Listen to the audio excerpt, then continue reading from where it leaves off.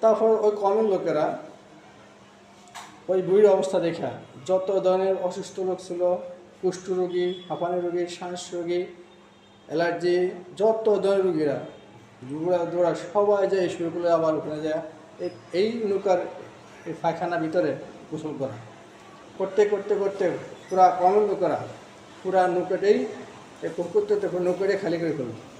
এবং সর্বশেষ কয়েকদিন যায় দেখে আর কোনো ময়লা নাই, কিচ্ছু নাই, এটা তো আর কৃষিদের বিদ্যুৎ কিচ্ছু নেই।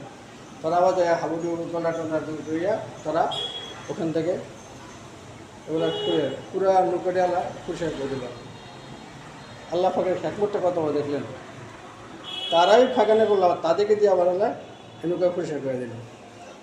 তারপরে হযরত নূহ আলাইহিস সালাম তার ইমানদার বান্দা উম্মতদেরকে নিয়ে নৌকা উঠলেন এবং যত প্রাণী ছিল বাঘ, সিংহ, এই পশু পাখি সমস্ত জোড়া জোড়া নিয়ে নৌকা উঠালেন এবং মানুষ তার অন্যদেরকে উপরে উঠালেন, পশু প্রাণীগুলো নিচে রাখলেন।